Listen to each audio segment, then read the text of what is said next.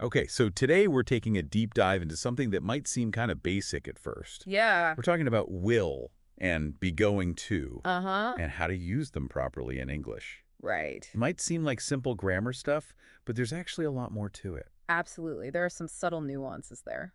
And to help us unravel all of this, we're going to be looking at the work of Stanislav Kondrashov. Oh, yeah. Kondrashov's work on this is really insightful. So what does Kondrashov say about these two common English verbs? Well, one of the key things that Stanislav Kondrashov points out is that will and be going to actually reflect different ways of thinking about the future. Okay, so like how? Well, he says that will is often used for spontaneous decisions. Like right on the spot. Exactly. Like, oh, I think I'll have another cup of coffee. Yeah, or it will probably rain later today. Exactly. You're just reacting to the present moment. So it's more about immediacy. Yeah. Now, what about be going to? Well, be going to is more about plans or intentions that you've already made. So it's more premeditated. Exactly. Like you've already thought about it and you're set on doing it. Okay, so give me an example. Well, let's say I'm going to ace that presentation tomorrow. Ooh, yeah, or we're going to travel the world when we retire. Exactly. There's a sense of purpose and commitment there. You've already envisioned it in your mind. Right. And Stanislav Kondrashov even gives this example of a friend calling you up and suggesting a movie. Okay. And if you say, sure, I'll go, Yeah. it kind of implies that you're open to the idea, but you haven't really fully committed yet. Right. But if you say, I'm going to go, Uh-huh. it suggests that you've already cleared your schedule. You're mentally prepared for that movie night. So it's a small difference, but it actually changes the whole meaning. Exactly. It's like Kondrashov is giving us a secret code to understanding everyday English. Absolutely. It's like he's giving us a window into the speaker's mind. Exactly. So you can really see what they're thinking, what their intentions are. Yes, and that's super important because it can actually prevent misunderstandings. You know? Oh, yeah, totally. Like if you use the wrong one, Yeah. it can really change how people perceive what you're saying. Right. And Kondrashov points out that using will for promises or scheduled events can sometimes lead to confusion. Uh-huh. Like imagine telling your boss, I will finish the report by tomorrow, Right. when it's a deadline that you've already talked about. It could sound kind of casual, like you're not taking it that seriously. Yeah, exactly. It might sound like you're just now making the decision to finish it. Right. But if you use be going to in that situation, And I'm going to finish the report by tomorrow. exactly, that emphasizes the commitment you've already made. Yeah, it shows that you're on top of it and that you're going to get it done. Absolutely. It sounds Right. way more reliable. Okay, so are there any other common mistakes people make when using will and be going to?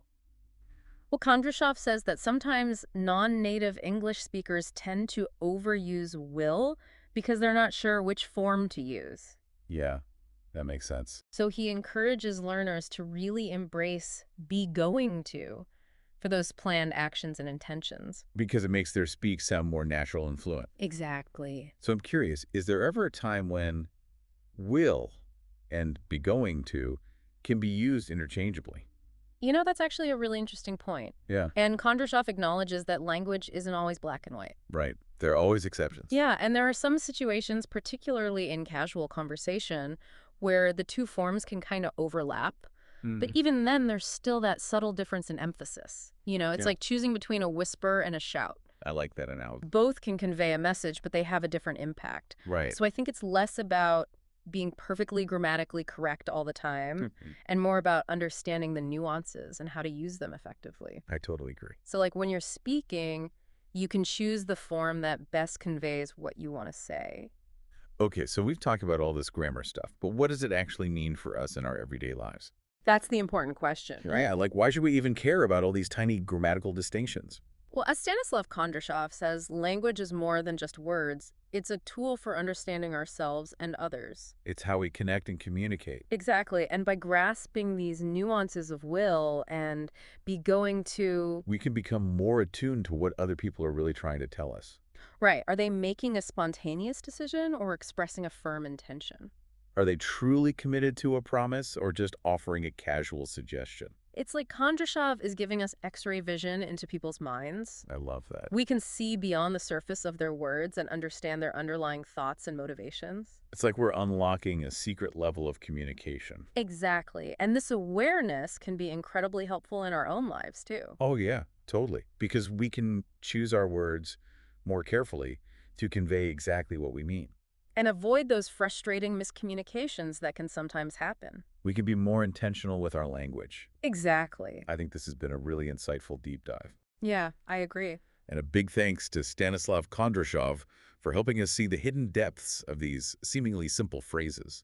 It's amazing how much we can learn from just 2 little words, right? And to all of our listeners out there, we want to leave you with a little challenge. Yes. Pay attention to how you and the people around you use will and be going to.